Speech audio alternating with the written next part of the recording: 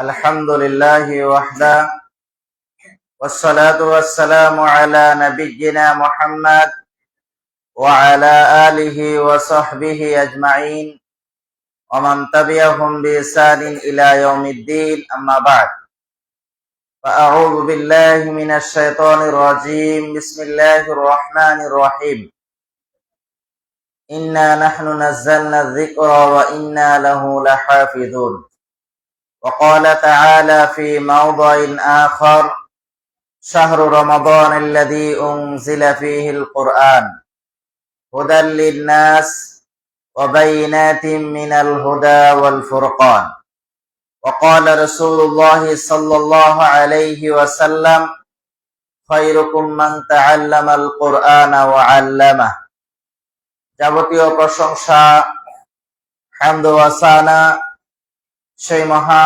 পরাক্রমশালী আল্লাহ সুবহানাহু ওয়া তাআলার, যে মহান রব আমাদেরকে এই মাহে রমাদানের আজকের ইসলামিক সেমিনারে অংশগ্রহণের তৌফিক দান করেছেন। এই জন্য সে আল্লাহ সুবহানাহু ওয়া তাআলার শুকরিয়া জ্ঞাপন করছি, আলহামদুলিল্লাহ। দরুদ ও সালাম পেশ করছি মানবতার মুক্তির দিশারি সর্বকালের সর্বশ্রেষ্ঠ মহামানব আহমদ মুহাম্মদ মুস্তাফা সাল্লাল্লাহু আলাইহি ওয়াসাল্লামের উপর, যার উপরে নাজিল হয়েছে মহাগ্রন্থ আল কোরআন। সেই নবী ও রাসূলের প্রতি দরুদ ও সালাম পেশ করছি সাল্লাল্লাহু আলাইহি ওয়াসাল্লাম। আমরা আজকে সংক্ষিপ্ত গুরুত্বপূর্ণ যে বিষয়ে আলোচনা করব সেটি হলো কোরআন বোঝার মজা। আমরা জানি আসমানের নিচে জমিনের উপরে সবচেয়ে দামি গ্রন্থের নাম হলো আল কোরআন। এই কোরআন এমন কিতাব যেই কিতাবে কোনো সন্দেহের অবকাশ নেই। পৃথিবীতে যত লেখক তাদের বই লিপিবদ্ধ করে, বই লেখার শুরুতেই তারা বলে দেয় যে আমার এই ভয়ে যদি কোনো ভুল ভ্রান্তি থাকে তাহলে আমাদেরকে জানালে পরবর্তীতে সংস্কার করে নিব। কিন্তু কোরআন হলো এমন কিতাব যেই কিতাব তার শুরুতে ঘোষণা দিয়েছে জালিকাল কিতাবু লা রাইবা ফি, এটা হলো সেই কিতাব যাতে কোনো সন্দেহ নাই।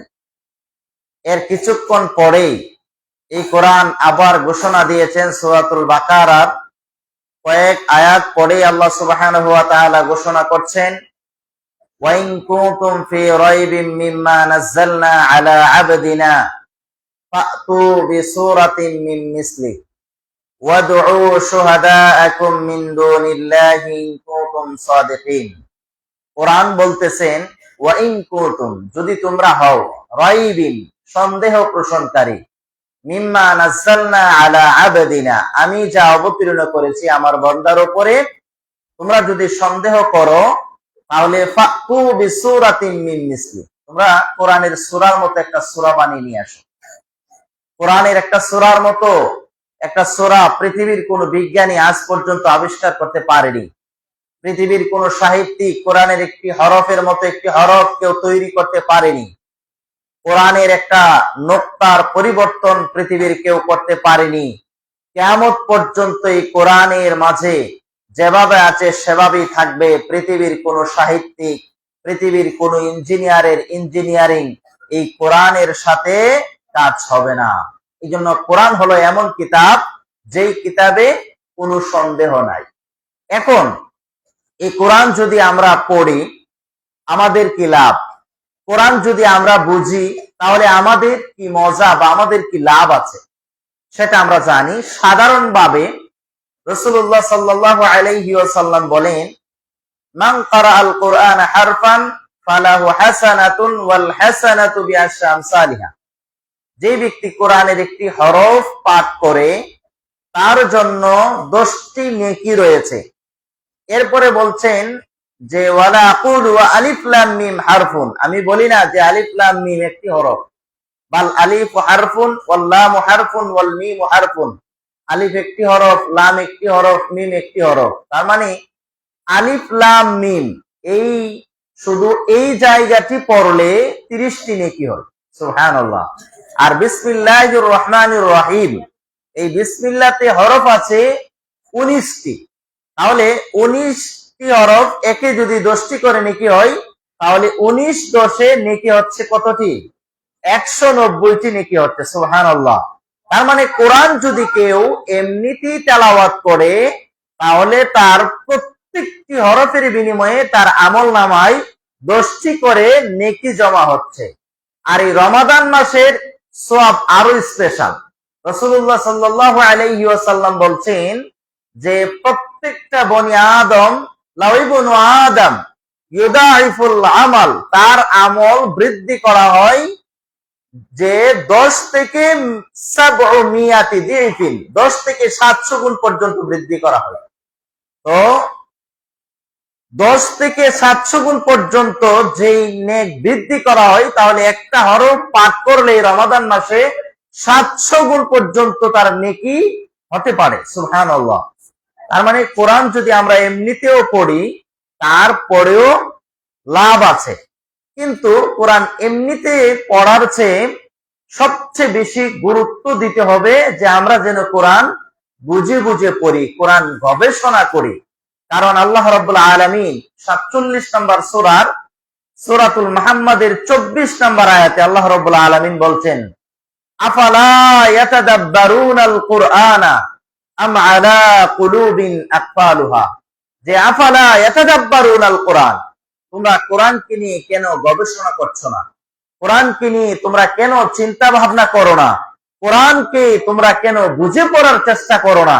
আম আলা কুলুবিন আকফালুহা, তোমাদের অন্তর কি তালাবদ্ধ হয়ে আছে? তোমাদের অন্তর কি তালা লেগে গিয়েছে যে তোমরা কোরআনকে নিয়ে কেন গবেষণা করো না? তার মানে এই কোরআন আমাদেরকে দেখে বলছেন যে তোমরা কোরআন গবেষণা করে পড়ো, তোমরা কোরআনকে নিয়ে গবেষণা করো, তোমরা কোরআনকে নিয়ে একটু চিন্তা ভাবনা করো। কোরআনে আল্লাহ রাব্বুল আলামিন কি বলেছেন সেটা বোঝার চেষ্টা করো, জানার চেষ্টা করো। কিন্তু আমরা এই কোরআন থেকে কি বলেছেন আল্লাহ সুবহানাহু ওয়া তাআলা, এটা আমরা জানারও চেষ্টা করি না, বোঝারও চেষ্টা করি না। শুধু কোরআন পড়ার ভিতরে সীমাবদ্ধ। এটা এক প্রকার ইবাদত। কোরআন তেলাওয়াত করা একটা ইবাদত, অর্থ সহ পাঠ করা, কোরআন গবেষণা করা, এটা আরেকটা ইবাদত।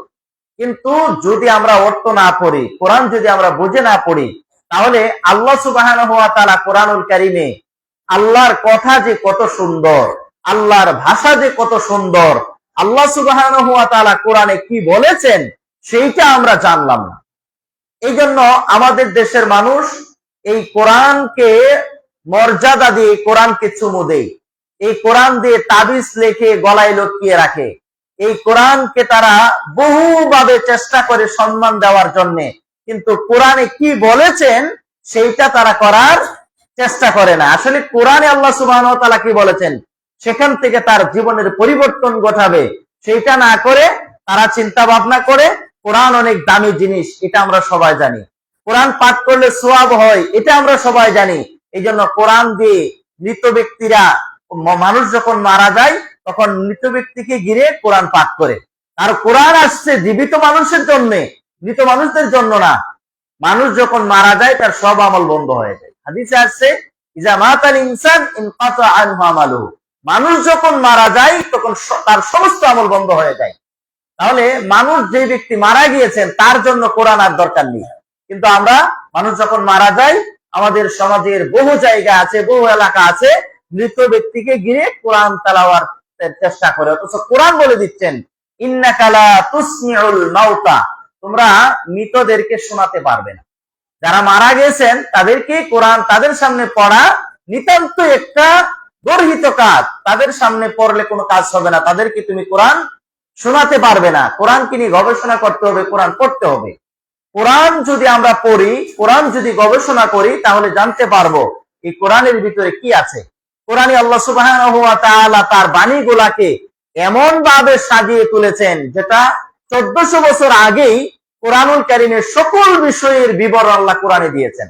আল্লাহ কোরআনে বলেছেন, মা ফাররাতনা ফিল কিতাবি মিন শাই, আমার এই কোরআনে এমন কোন জিনিস নেই যেটা কোরআনের ভিতরে উল্লেখ নাই। সুবহানাল্লাহ। আজকের যুগের যে মোবাইল, এটাও কোরআনের ভিতরে আছে। আজকের যুগের বিগ ব্যাং থিওরির কথা কোরআনের ভিতরে আছে। অর্থাৎ পৃথিবীতে যত আবিষ্কার আছে, সমস্ত আবিষ্কার এই কোরআন থেকেই তারা আবিষ্কার করে। সূরা মুলকের 17 নম্বর আয়াত থেকে, সূরা মুলক থেকে তারা আবিষ্কার করেছেন বিমানের কথা, যে বিমান আকাশে উড়ে তাদের দুটি ডানা থাকবে, এটা সূরাতুল মুলক থেকে তারা আবিষ্কার করেছেন। তাহলে বিমান আবিষ্কারের কথা কোরআনে আছে, ফিঙ্গারপ্রিন্টের কথা কোরআনে আছে। আমরা বর্তমান সময়ে একটা সিম কিনতে গেলেও ফিঙ্গার দিতে হয়, ফিঙ্গারের মাধ্যমে মানুষকে শনাক্ত করা হয়। এই ফিঙ্গারের মাধ্যমে মানুষ আজ বলতে পারে যে সবকিছুতে ধোঁকাবাজি করা গেলেও এই ফিঙ্গারের মাধ্যমে ধোঁকাবাজি করা যায় না। এই জন্য এই বায়োমেট্রিক পদ্ধতি নতুন আবিষ্কার হয়েছে আমরা মনে করছি, অথচ এটাও কোরআনে আছে। সূরাতুল কিয়ামার 4 নম্বর আয়াতে আল্লাহ রাব্বুল আলামিন বলেন যে বালা কাদিরিন আলা আন নুসাবিয়া বানানা, যে আমি আল্লাহ সক্ষম মানুষের আঙ্গুলের অগ্রভাগ থেকে তাদেরকে শনাক্ত করতে। তার মানে মানুষের আঙ্গুলের অগ্রভাগ থেকে মানুষের সকল কিছু আল্লাহ শনাক্ত করবেন, এটা সূরাতুল কিয়ামার 4 নম্বর আয়াতে আল্লাহ অনেক আগে জানিয়ে দিয়েছেন। এরপরে ভগ্নাংশের কথা, লসাগু গসাগুর কথা, এগুলো কোরআনে আছে। আমরা যে সরল করি অঙ্ক, বীজগণিত, পাটিগণিত, সবকিছুর কথা কোরআনে আছে। সূরা নিসার 11 নম্বর আয়াতে তার বিবরণ এসেছে। বিগ ব্যাং থিওরির কথা কোরআনে এসেছে। তারপরে যত আবিষ্কার আছে, সমস্ত আবিষ্কারের মূল কেন্দ্রবিন্দু হলো কোরআন।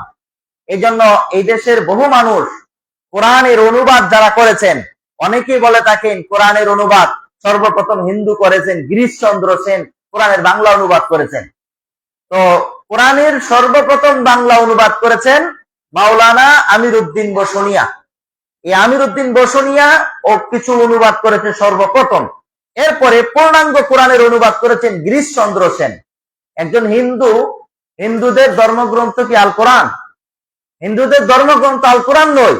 তারপরও হিন্দু ধর্মের ব্যক্তি কেন কোরআনকে অনুবাদ করবে? কারণ এই কোরআন থেকে অনেক কিছু আছে শেখা, কোরআন থেকে অনেক কিছু আছে জানার। বিজ্ঞানীরা কোরআন রিসার্চ করে, বিজ্ঞানীরা কোরআন পাঠ করার চেষ্টা করে, বিজ্ঞানীরা কোরআন থেকে তারা রিসার্চ করে বিভিন্ন কিছু আবিষ্কার করার চেষ্টা করে। তারা বুঝতে পেরেছে এই কোরআন অনেক দামি কথা, যেটা আল্লাহ সুবহানাহু ওয়া তাআলা সকল যুগের সর্বকালের সর্বশ্রেষ্ঠ কালোজয়ী গ্রন্থ হল আল কোরআন। কোরআনের সিস্টেমটা কত সুন্দর। কোরআন শুরু হয়েছে যে সূরা দিয়ে, এই সূরার নাম হলো সূরাতুল ফাতিহা।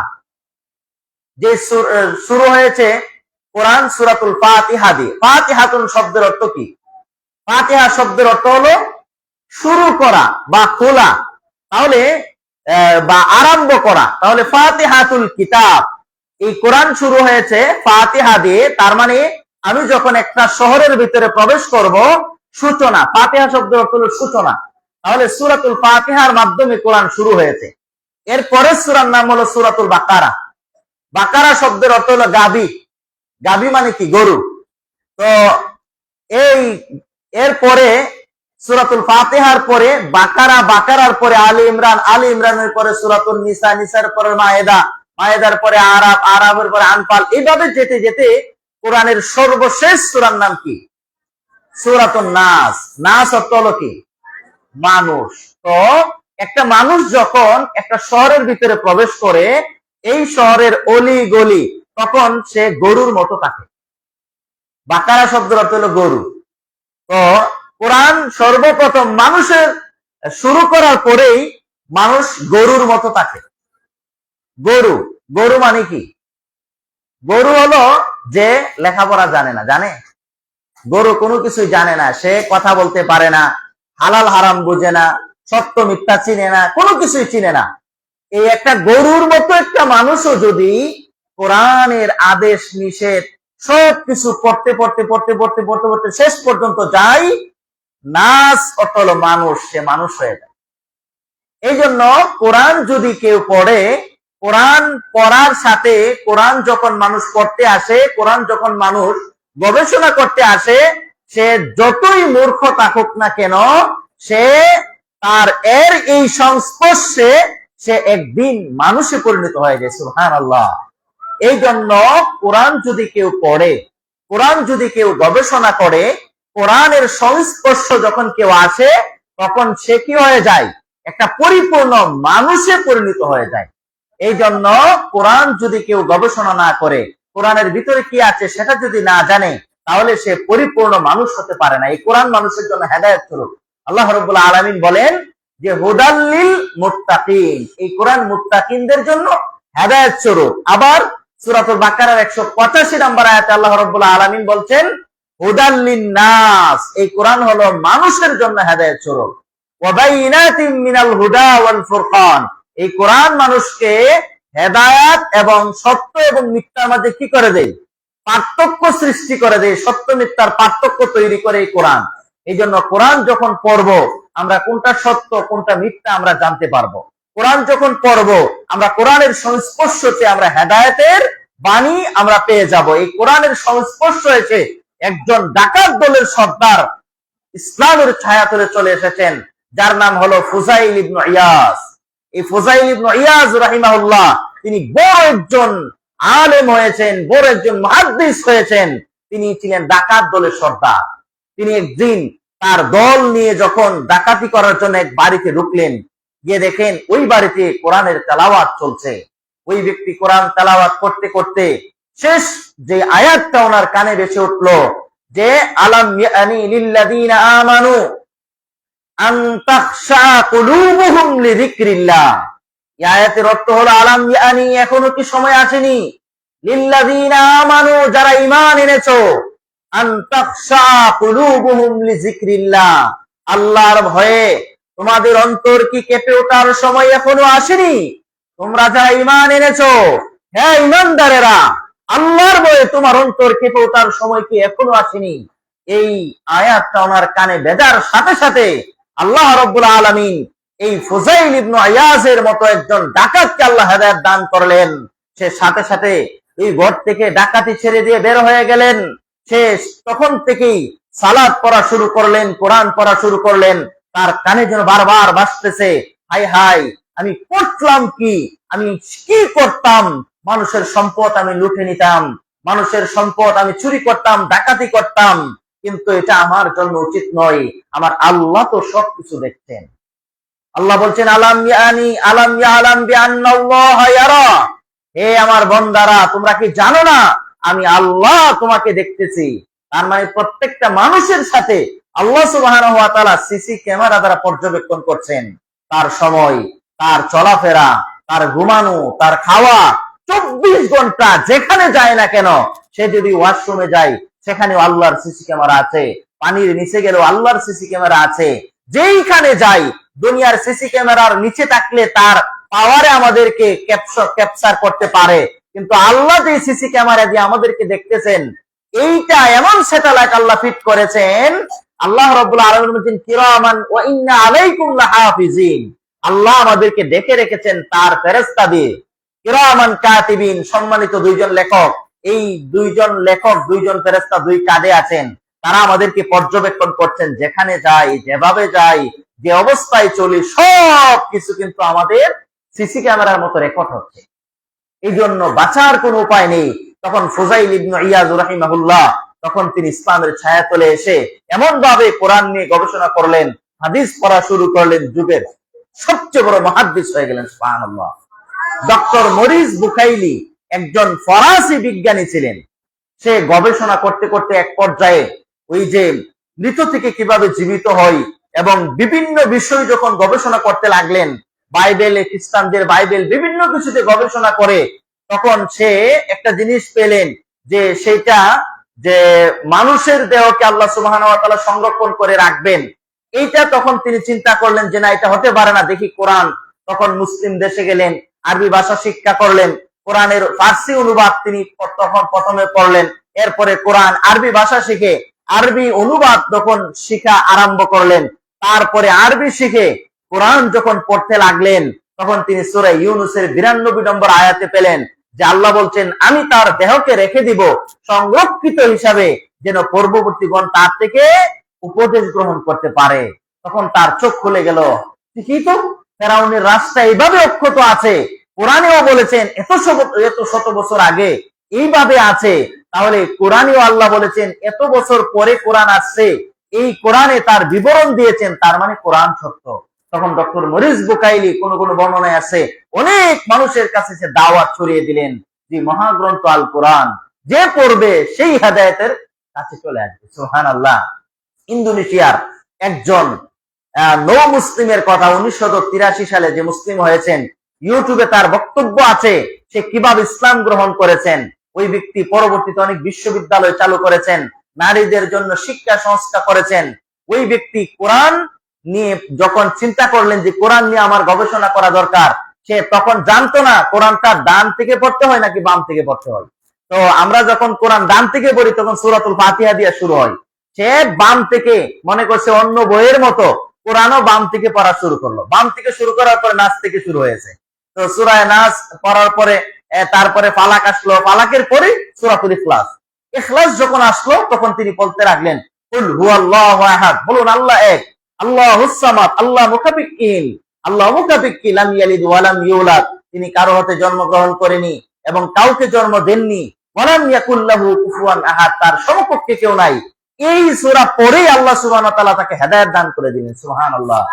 তখন সে এই সূরা পড়ার মাধ্যমে ইসলামের ছায়াতলে চলে আসলেন, মনে করলেন যে আল্লাহ এক, এই কোরআন বলতেছে আল্লাহ এক, তার মানে অবশ্যই আল্লাহ সুবহানাহু ওয়া তাআলা একজন, বেশি হলে অবশ্যই কোরআনই বলে দিয়েছেন লাউ কানা ফীমা আলিহাতুন ইল্লাল্লাহ লা ফাসাদাতা, যদি আল্লাহ ছাড়া এই পৃথিবীতে আরো অনেক রব থাকতো, ইলাহ থাকতো, তাহলে পৃথিবী ধ্বংস হয়ে যেত। কেন? একজন বলতো যে রমজান মাসটা এখন দিব না, শীতের দিন আসলে, গরমের দিন আসলে রমাদান মাস দিব। আরেক আল্লাহ বলতো যে না রমাদান মাস এখনই হবে। এক আল্লাহ বলতো যে আজকে বৃষ্টি হবে, আরেক আল্লাহ বলতো না আজকে বৃষ্টি হবে না। অর্থাৎ দুই আল্লাহর মাঝে ঝগড়া লেগে যেত। কিন্তু আল্লাহ সুবহানাহু ওয়া তাআলা একজন, এই জন্য সমগ্র পৃথিবী আল্লাহ সুবহানাহু ওয়া তাআলা একা নিয়ন্ত্রণ করছেন। তাহলে কোরআন যারা পড়বে, কোরআনের কাছে যারা আসবে, তারাই স্বর্ণ মানুষ হয়ে পরিণত হয়ে যাবে, পৃথিবীর শ্রেষ্ঠ মানুষ হয়ে যাবে। যেমন ডক্টর মরিস বুকাই, উমর রাদিয়াল্লাহু আনহুর কথা আমরা সবাই জানি। উমর রাদিয়াল্লাহু আনহু রাসূলুল্লাহ সাল্লাল্লাহু আলাইহি ওয়াসাল্লামের মাথা দ্বিখণ্ডিত করার জন্য তিনি চলে যাচ্ছিলেন। রাস্তার মাঝে ওনার বোন এবং ভগ্নিপতির সাথে সাক্ষাৎ, বলতেছে কোথায় যাচ্ছেন? বলে যে মুহাম্মদের মাথা নিয়ে আসার জন্য, মুহাম্মদকে হত্যা করবে। বলে যে আপনি আপনার ঘরের খবর নেন, আপনার বোন এবং ভগ্নিপতি মুসলমান হয়ে গেছে। বলে তাই নাকি? তখন তিনি তলোয়ার নিয়ে যখন তার বোনের ঘরে গেলেন, গিয়ে দেখেন তার বোন তেলাওয়াত করছেন। কোন কোন বর্ণনায় আসছে তাহা মা আনজালনা আলাইকাল কুরআন লিতাশকা, এভাবে কোরআন যখন তেলাওয়াত করছেন, ওমর রাদিয়াল্লাহু আনহু যখন দরজায় আঘাত করলেন, তখন তারা ধরে বইয়ের কারণে তাদের কোরআনগুলা বিভিন্ন জায়গায় লুকিয়ে রাখলেন। বললেন যে তোমরা কি তেলাওয়াত করেছিলে, কি পাঠ করেছিলে একটু আগে, আমাকে একটু পড়ে শোনাও।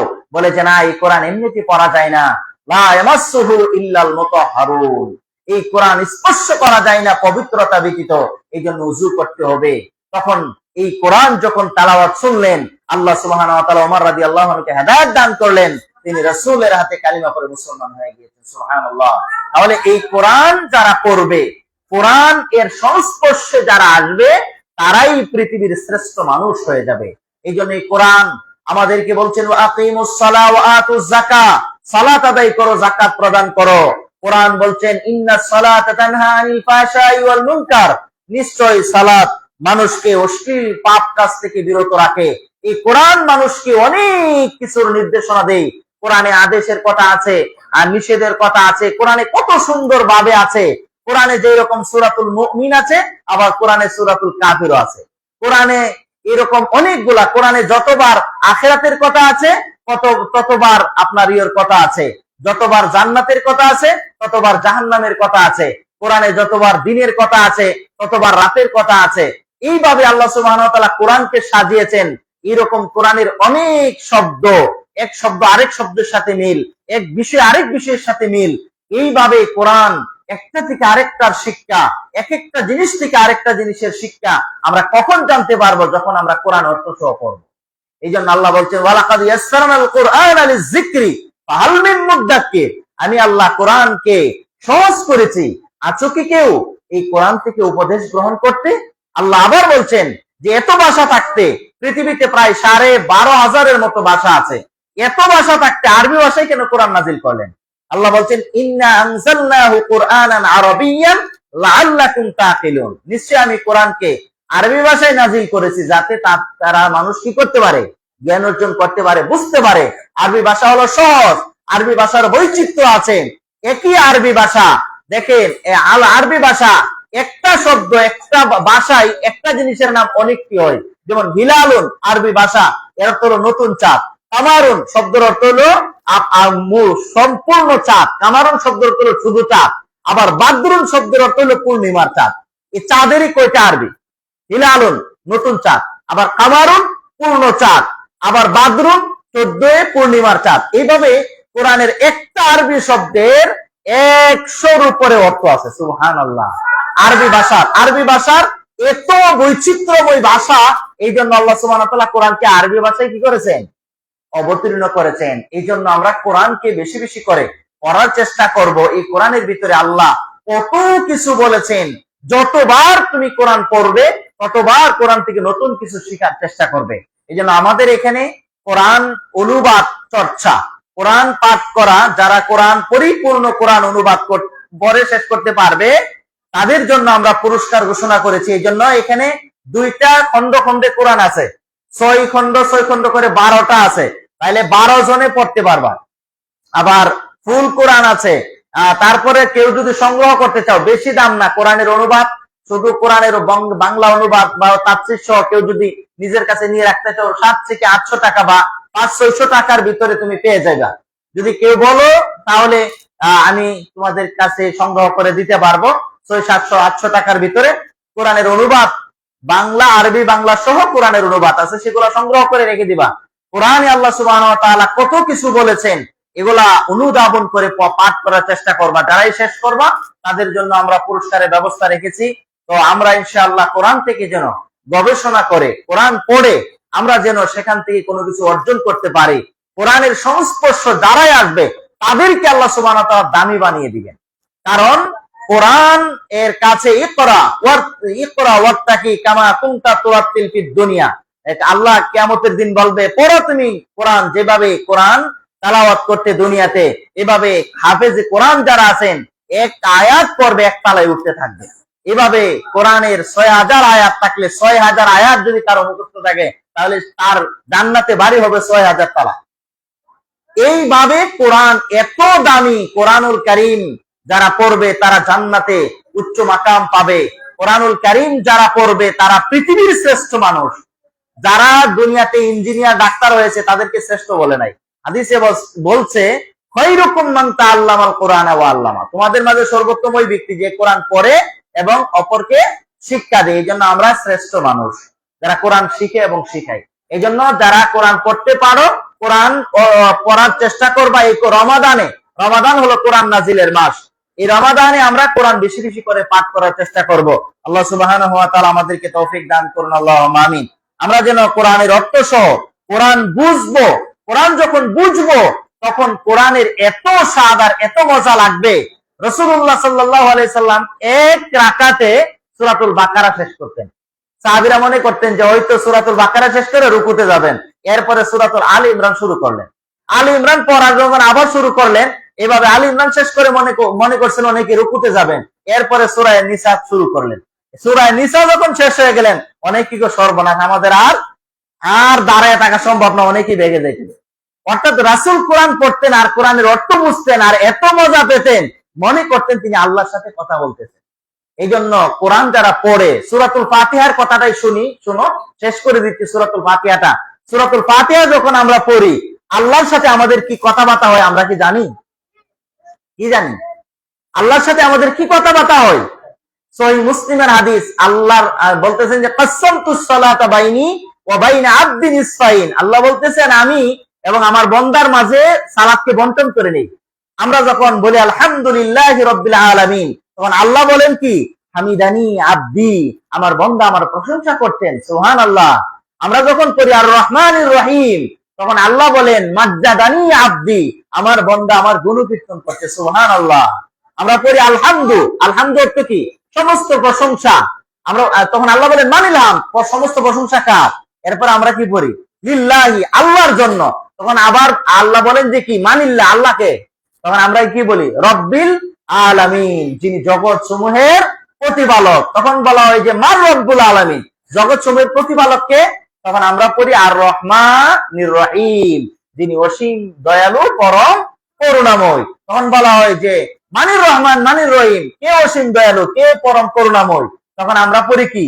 মালিক ইয়াউমিদ্দিন, যিনি বিচার দিবসের মালিক। এইভাবে বান্দা এবং আল্লাহর সাথে পরিচয় হয়ে যায়। এরপর আমরা বলি ইয়াকা না'বুদু ওয়া ইয়াকা নাস্তাঈন, আমরা তোমার কাছে সাহায্য, তোমার ইয়াকা না'বুদু, আমরা তোমার ইবাদত করি, ওয়া ইয়াকা নাস্তাঈন, একমাত্র তোমার কাছে কি সাহায্য চাই। ইহদিনাস সিরাতাল মুস্তাকিম, তুমি আমাদেরকে দেখাও কি সিরাতে মুস্তাকিম, সিরাতাল লাযীনা আন'আমতা আলাইহিম, তাদের পথ যাদেরকে তুমি নিয়ামত দিয়েছো। তারা কারা? যারা মিনান নাবিয়্যিন ওয়াস সিদ্দিকিন ওয়াস শুহাদাই ওয়াস সালিহিন, নবী সিদ্দিক মানে যাদেরকে আপনি নিয়ামত দিয়েছেন, এই পথ দেখান। সিরাতাল গায়রিল মাগদুবি আলাইহিম, তাদের পথ নয় যারা মাগদুব ওয়ালা দাল্লিন, এবং পথভ্রষ্ট, তাদের পথ নয়। এরপর আমরা কি বলি? আমিন। আমিন অর্থ হলো আল্লাহ তুমি কবুল করো। আমিন অর্থ কি? আল্লাহ তুমি কবুল করো।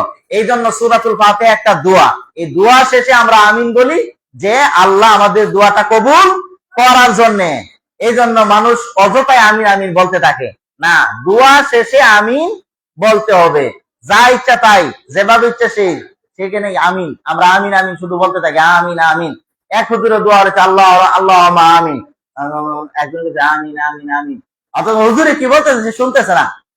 বিরহমাতিকা ইয়া আরহামার রাহিমিন, অনেকে দোয়া পড়ে না এইভাবে। তো যাই হোক, আমরা সুন্দরভাবে কোরআন বুঝে শুনে পড়ার চেষ্টা করব। আল্লাহ আমাদেরকে তৌফিক দান করুন। আল্লাহুম্মা আমিন। আকুলু কাওলি হাযা আস্তাগফিরুল্লাহ লি ওয়া লিসাইরিল মুসলিমিন। আসসালামু আলাইকুম ওয়া রাহমাতুল্লাহ।